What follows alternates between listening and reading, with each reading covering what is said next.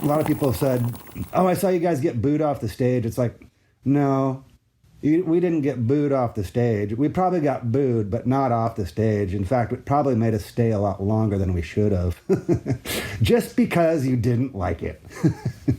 Hey, what's up, Vox and Hops heads? I'm Matt, the vocalist of Cryptopsy and the host of the Vox and Hops Metal Podcast, brought to you by Sound Talent Media, where I sit down with fellow metal musicians to talk about their lives, music, and craft beer. I hope you had a glorious weekend. I most certainly did. It's starting to warm up here in Montreal, and that means I get to spend a bit more time outside. We also switched our clocks forward an hour, so that allows us with an extra hour of sunlight, which is very, very much appreciated when you have young children living in the city and you get to go outside for that much longer. It is a true blessing, and I'm stoked about that. This Vox and Hops Metal Podcast episode is presented by Heavy Montreal. Heavy Montreal is Montreal's premier metal promoter when there is a global pandemic crippling the music industry. They typically put on a bunch of amazing shows here in Montreal, but not only that, they also put on one of North America's sickest metal festivals, and that is the absolute truth. Trust me when I say this, because I have played festivals all over the globe, and Heavy Montreal is up there with the best of them. I am super stoked to have Heavy Montreal behind the Vox and Hops podcast. Now, before we jump into today's episode, I would just like to ask you to follow the Vox and Hops Metal Podcast on the podcast platform of your choice. But more than that, I'd also like you to rate it and write a review, because when you do that, more people just like yourself will be able to discover the Vox and Hops Metal Podcast. You should also go and sign up to the Vox and Hops Metal Podcast's mailing list. You can do that on my website, voxandhops.com. That is VOXANDHOPS.com. And when you do that, you shall receive one email a week containing all of the details of everything that has happened in the world of the Vox and Hops Metal Podcast throughout that past week, including all the details for any episodes which I have dropped throughout that week, if I have been a guest on someone else's podcast, as well as the updated links for live interview Thirsty Thursday virtual hangs, and the updated links to the Brutal Awakenings playlist, which is available on both Apple Music and Spotify, and is curated by my man Jerry Monk, the metal architect himself. Do yourself a favor, sign up to the Vox and Hops Metal Podcast's mailing list. Trust me, this is a party that you do not want to miss. Now, on today's episode, I'm very stoked to be with a living legend. That's right, everyone. This is Vox and Hops episode number 244 with Dale Crover.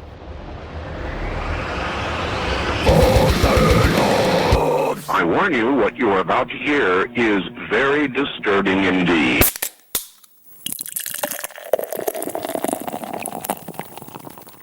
Hey, what's up, everyone? Today I'm with Dale Crover of the Melvins. He's also played with a little band called Nirvana. He's Crystal Fairy. I really, really like Crystal Fairy, so I'm very stoked to have a chat with you. Cool.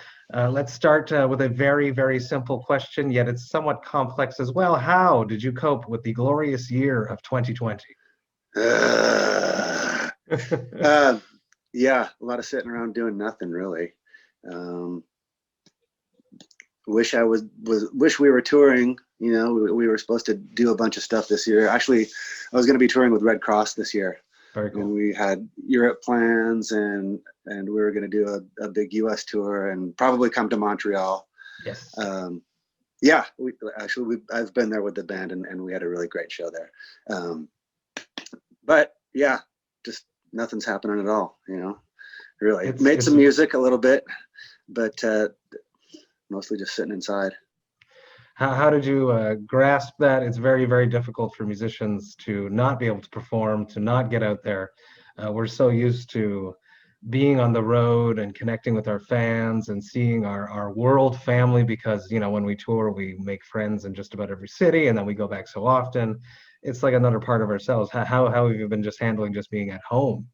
Well, not only that, but there's the money part too. That, you know, is a big part of musicians' incomes. You know, we do okay off our records, but you know, as you probably know, people don't buy records anymore much. You know, because they don't have to, I guess.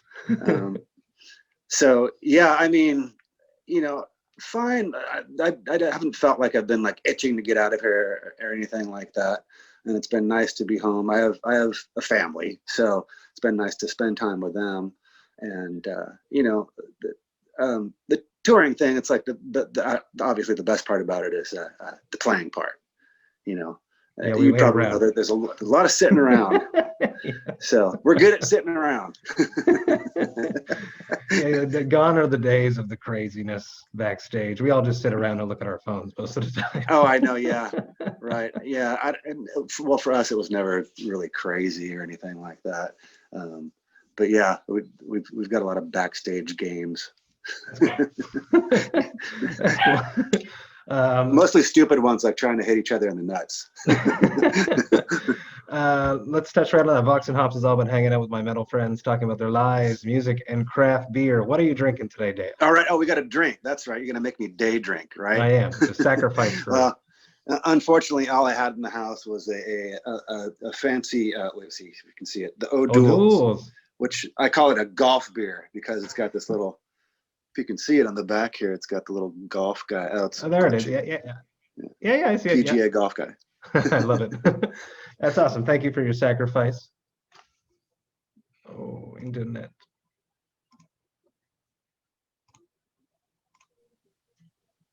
Sorry about my that. hair. No, sorry about that. No, yeah. Thank you for your sacrifice. I was saying, drinking with me. On my side, I'm going to be drinking Saint-Houblon's. This is an IPA. They have a new series coming out. This is from here, just outside Montreal. And this is a new series where they choose a hop for each month. This is the first one, and the hop combination of this one is Citra, Columbus, Mosaic, and Simcoe. I love microbrasserie Saint-Houblon. Let's talk about beer. Let's go back to your very, very first beer, Dale. Do you remember that? Very first beer. It was a very good year. My very first beer. I remember, well, probably not having a full beer, but my dad used to drink Rhinelander, which was like a really, do you know that one? Rhinelander. It was like a really crappy US beer, probably super cheap. And it tasted pretty bad, but I remember having sips of that for the first time. Ew, what's this? How about cheers? Did you ever? Cheers, yes, thank you. Must cheers. Cheers. Refreshing, dank. It's got a nice little hoppy bite. Let's talk about. Did you ever go down the rabbit hole of the craft beer? Not too much. I mean, I was never too picky about what kind of beer we had. I mean, growing up, there was no craft beer. Back when we were teenagers. Back then, it was like whatever you could get your hands on, and usually it was whatever was strongest. So Schlitz malt liquor was a big one in my teen years, I remember. But anything, and then growing up in Washington, of course, there was Rainier, which was always like the stuff that gave you the shits. Or Oli. That was the local beer would have been Olympia beer. And then Schmidt Animal Beer was a real big one in the Northwest as well. See, we like, cheap and as much as you can get. It was effective. Right. I remember going up to Canada for the first time as a teen and having beer up there and being surprised how strong it was. So I have a good story about Canadian beer and Nirvana. I did a tour with those guys, and we played we're touring with Sonic Youth, doing a West Coast tour. They're in between drummers, so I filled in for them. And we played a show up in Vancouver, and they had really strong beer. I don't think I was even drinking it at the time, but Chris Novoselic was. And the last thing I remember him saying was, "Man, this beer is really good and really strong." And this was as we're driving to the border to go back into the US. And then we get in this big line at the border, and people are passing us on the right side, and he gets all mad about it, and he decides he's going to get out of the van and tell people that they can't pass us at the border. So he was a big guy, and when he got drunk, he was pretty out of control. It didn't stop there. We ended up at a Denny's once we got through the border, and then we're all like, we're gonna eat with all the bands on the tour, like Sonic Youth. We're gonna have some meal or whatever. It was the last show of the tour, and they're gonna seat us in this big, huge booth and put the tables up, like the folding tables up, and the table's still dirty with dishes and hasn't been bussed yet. And as they're putting the tables up, Novoselch's wife was sitting in the middle, and he decides he wants to sit by her. Instead of like scooting in, he just gets on the table, and the thing just like busts, and like dishes go flying everywhere, and he's sitting in the middle of the floor, and then gets up and runs out and leaves us there. So he didn't even eat it. He didn't eat it. He couldn't sober himself up with food. No, he just ran. He thought we'd all follow him out, and we're just like sitting there. 10 people like, don't worry about it. We'll take care of this. That's hilarious. Yeah. Let's talk about the soundtrack of your youth. When you were growing up in your parents' or guardians' house, what music was playing when you were not in control of the radio? What music did your parents or guardians listen to? They didn't listen to a lot of, I don't remember much besides like Glenn Miller, but I had brothers that had music, or turned me on to like, the Monkees and the Monkees and the Beatles. And I remember like going to my grandpa's house and like watching not only Hee Haw but also Lawrence Welk show. Getting the full spectrum of music there between Hee Haw, Lawrence Welk, and the Monkees. That's amazing. What band would have been your first band that you loved, that you cherished, that was yours, that didn't come from anyone else? Kiss, yes. Definitely. Yeah. Yes. Yeah. I always say I saw them for the first time on the Halloween. My generation's Beatles on Ed Sullivan. Yeah, hell yeah, yeah. There'd be nothing without Kiss. They've done so much for especially the metal scene. The more people I've spoken to, they always go back. It always goes back to the Beatles and Kiss. I love it. Yeah. Funny. But yeah, I mean, definitely Kiss was the band that made me want to be in a band. But they were just so cool. Yeah, they were.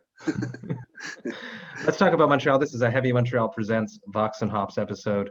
So tell me about your earliest memories playing Montreal, some experiences that have happened here in Montreal.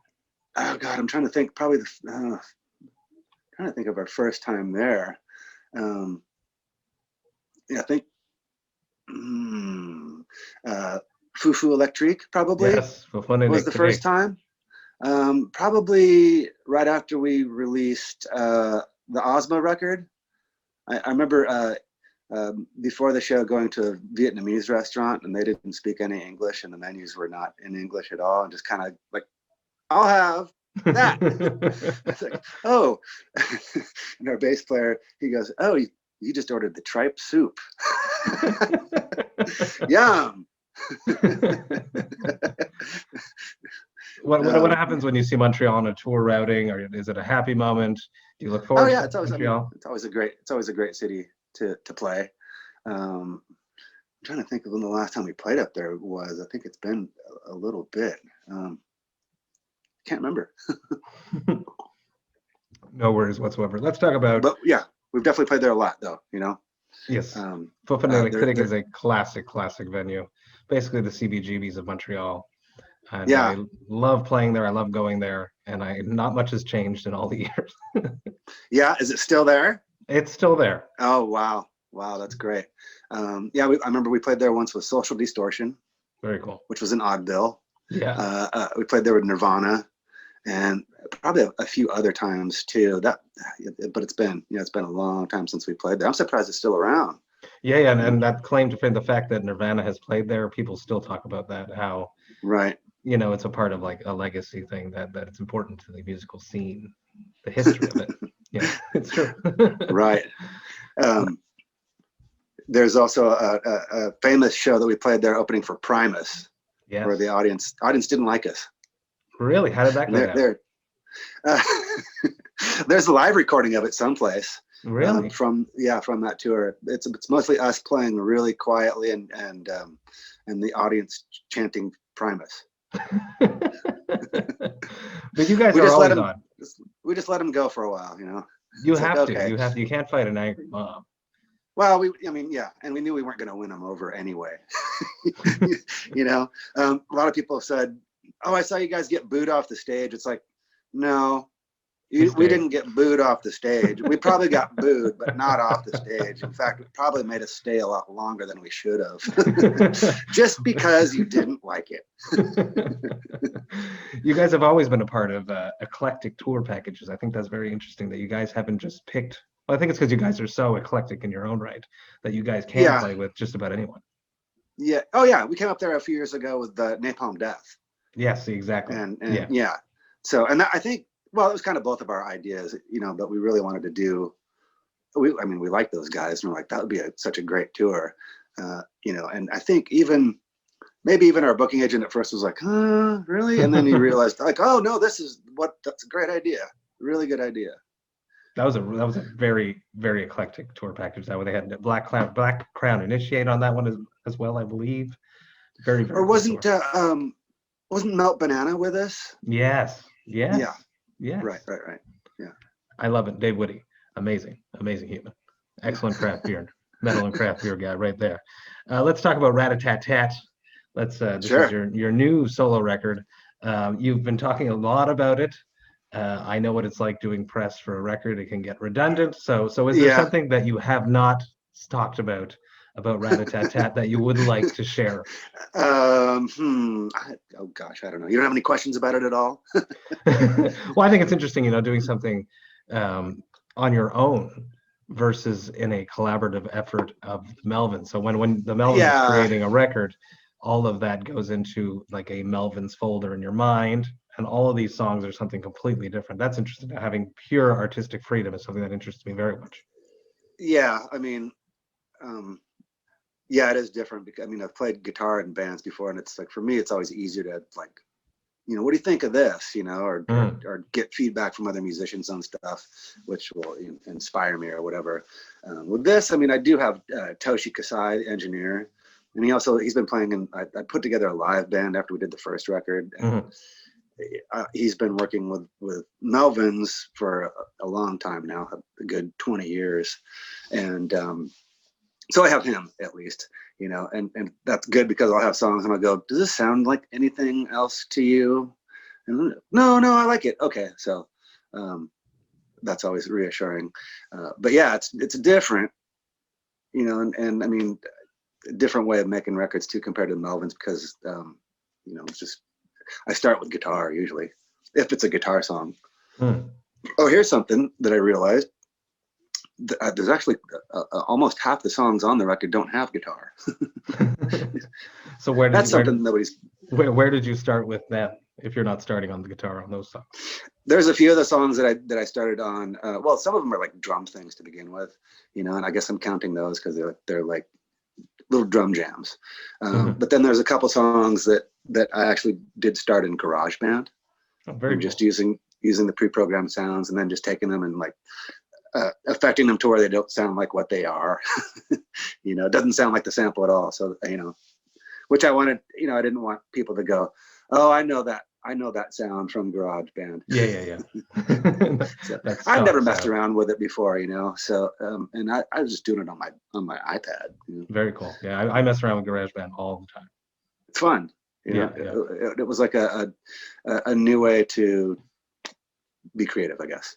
Absolutely. So doing this on your own basically and keeping these songs that are very personal to you, was it more nerve-wracking when you're releasing it versus a Melvins record because that as a team you guys have decided that this is as good as it needs to be?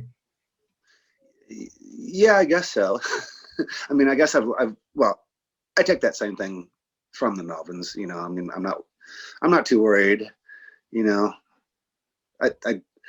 I'm glad the stuff's out of my head. Now I have room for something else. It is like that. So that's always good. You have all these mental load, and you had these songs, a lot of the songs for many years I've read. A couple of them, yeah. It just like it would be some riff I'd played forever and finally turned it into something, or I had something that was just never finished. And there's still a few songs like that. So, I got something for next time. I love it. You also, the Melvins are dropping a new record coming up. Yes. Which is very, very cool, very exciting. Working with God. Coming out on Ipecac Recordings. Love that label. Yeah. You switched to bass on this. Yeah. How interesting is that? Yeah. Well, it's because Mike is back. Right. I mean, I guess it's been a while, but we I guess trying to think, the first time we got together with him was Jello Biafra's 50th birthday party. So cool. Yeah. And so that version of the band I never really played live before, and we played all old songs. But while we were doing that, we're like, we could probably just write new songs and make this a thing. And so, yeah, this is our second record doing that. And I think it came out good. It's definitely, it's pretty metal. Which is amazing. That's good. It's all that touring with Napalm Death. Maybe so. But switching from drums to, how do you approach writing in this sense? Is it hard to not imagine a drum part? And you guys have had 2 drums in the band before. So how does that go with the songwriting of this? It's a little more straightforward, I guess. Not as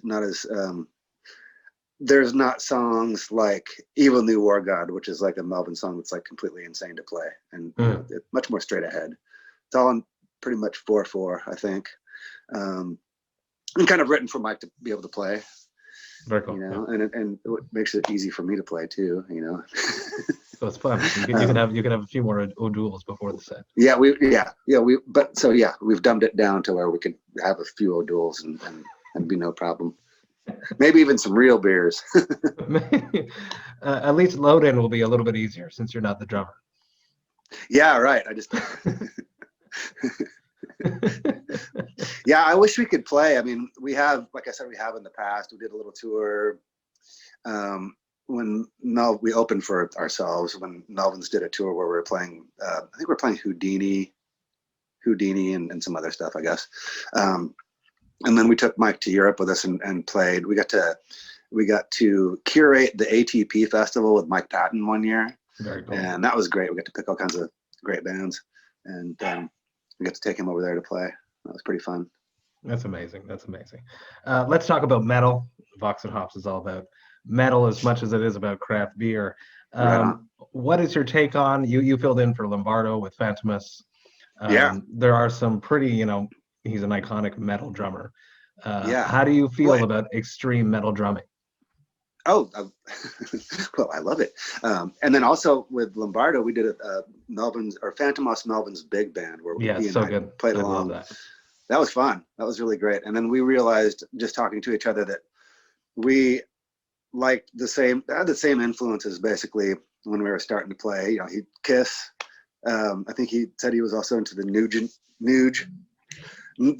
before he was spouting political stuff. and Judas Priest and Iron Maiden. I think those 2 drummers. Those 2 are big for me. I think they're just as important for Dave. Clive Burr and Les Binks. Those are my 2 favorite metal drummers. And then Dave. I mean, he created that whole thing.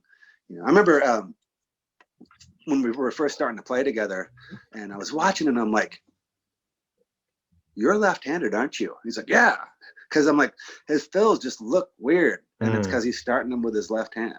Who else was a left-handed drummer? Who's that? Ringo. Really? Yeah, Ringo's left-handed, and so a left-hander that plays righty. Exactly. Yeah. And then Clem Burke from Blondie, who's also not a metal drummer, but still one of my favorite drummers. He's also a lefty righty. So that's why Dave, and I could tell I figured that out with Clem too. It's like, he hits he's doing something weird. And I remember one thing I got from him was I always would end a fill and crash with my left hand. Or this way's left now, huh? But then I realized, he's doing that because he's starting his fills with his left hand, and he's just ending on his left hand. How difficult was it to step in there and to learn all this material? Because you fill in for some bands and stuff. How difficult was it to tackle Phantomus material? Well, luckily they were playing their Easy record. Which I love. I love the director's cut. That's my favorite one. Absolutely. I mean, I like all their quirky stuff too. But so that one was at least easiest to learn. It's more song. But also, Yeah, but just I mean, from playing the Melvins, it's like that's the hardest music I've ever played is Melvin stuff. Absolutely. So I could easily wrap my head around the Phantom stuff, no problem. Very cool, very cool. Are there some metal drummers that apart from Lombardo that stick out to you? The modern metal drummers. Let me think. I'm trying to think of who I've been watching. Metal dudes. Jesus.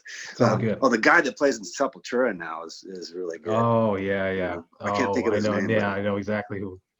But he's a killer. Yeah, he hits so damn hard. Yeah, let me think who else. There's got to be some other guys I'm just not thinking of. New ones. All right, it'll come to me. No worries.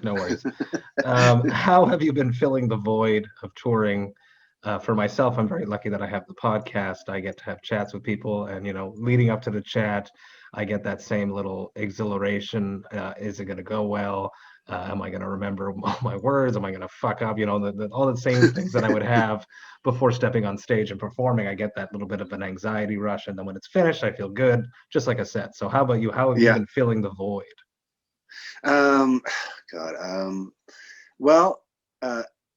We live in LA, so it's at least nice, and we can go outside.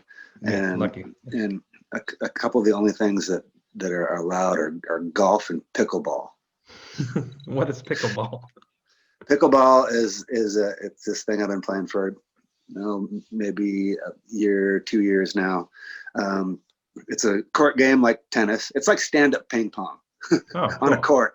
It's like on a badminton-sized court, and you use like a plastic wiffle ball and a paddle.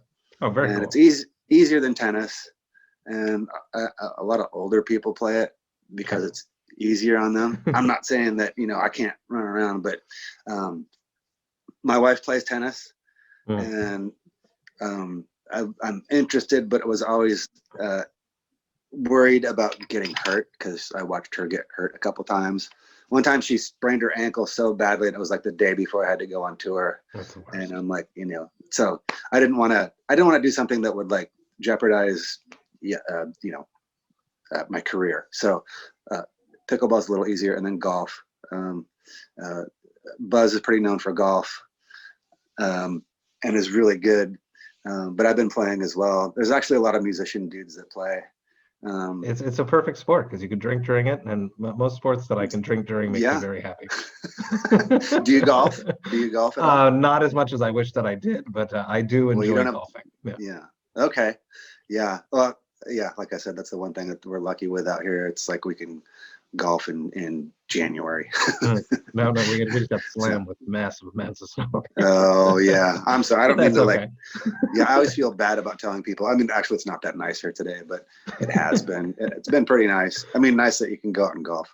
So, but yeah, it's funny because one of the guys that we golf with sometimes is John Theodore, who's a drummer for. He's sort of metal, right? He plays in Queens of the Stone Age. Oh yeah, John Theodore, right? Good drummer. Yeah. He would qualify, correct? Yep, great drummer. Okay. Your plan A obviously worked, being a touring musician, doing this for a living. What was your plan B? If this didn't work out, what would you be doing with your life, Dave? Oh God, I don't know. We've pretty much burned every bridge, so it was this or nothing. There was no plan B. Yeah. I mean, like the last job I had was working at a pizza place. So I suppose I could be manager. Manager of a pizza place. Oh, God. You get to make your own hours at least. But let's dance back into craft beer. Have the Melvins ever done a beer collab with a brewery? No. We got to play. We played a brewery. Played cool. Three Floyds Brewery, I believe it is, and you know that one. Yeah, the coolest metal ass craft beer brewery in Chicago, there outside Chicago. Yeah. Oh wait, you know what? I think I did see a Stoner. There was a Stoner Witch ale that somebody brought to us in Europe, I believe. So there was that. Very cool, very cool. I can't remember how good it was.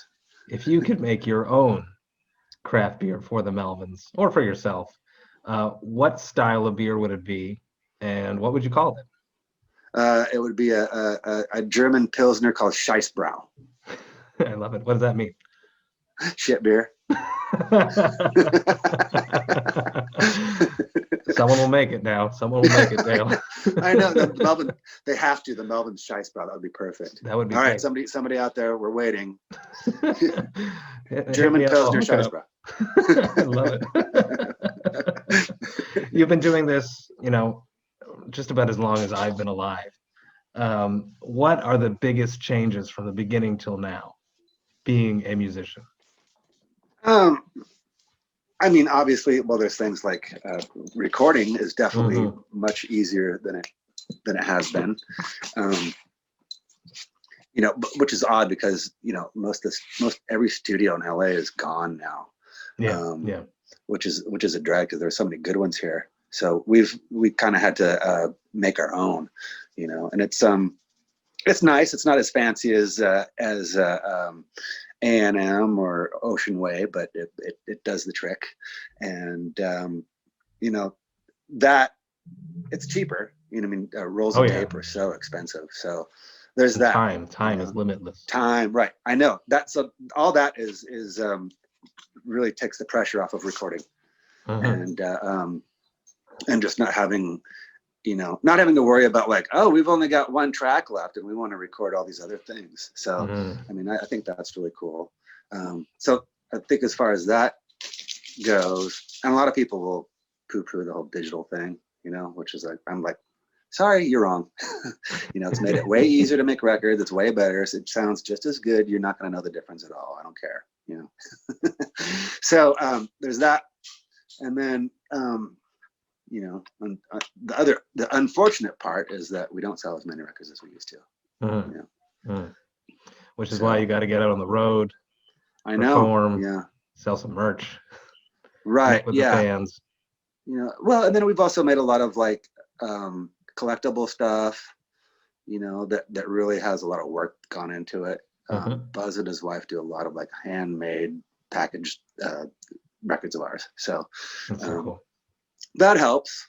And then, well, the other thing that we're doing too, while we can't tour, is we've got this new thing called Melvins TV, and we just had it. Yeah, we had it's kind of like in lieu of a live streaming concert. We were doing multiple episodes, hoping to do multiple episodes where we play 5 songs. There's some interviews. There's a little bit of comedy, and it's in an opening band, and it's $5. We had the first episode aired on New Year's Eve, and it was roughly like 70 minutes long. So there's a new episode that's coming out on Valentine's Day, and also the Dale Crover band gets to open. Oh, that's so cool. Yeah, that's very, very cool. Yeah, very, very cool. Why do you still do this? Why are you still a musician? Why do you still create? A lot has changed since the beginning. Why you started? Why do you still do it today? Well, it is still fun for sure. We like doing what we do, and also just being able to make a living off it, I think is one big thing. If we were still eating shit, then probably wouldn't be doing as much, But this is what we chose to do. This is it, There's something I think that the guys from Rush said, which was, we do this because we can, or no, I'm wrong. We do this because we have to, and we have to because we can. So I follow that. That's very cool, and it's true. And I'm happy you guys are still doing it because you guys make amazing music. Yeah, thanks, man. Me too. We don't take this for granted, and we're happy that we can still do it, and that people actually care about us. Makes us try.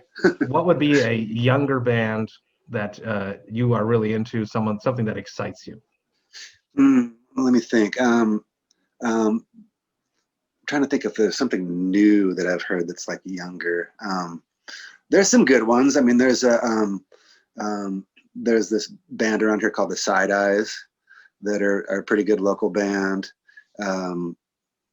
They're somewhat young. It's actually Jeff McDonald from Red Cross. It's his daughter. She's the singer of the band.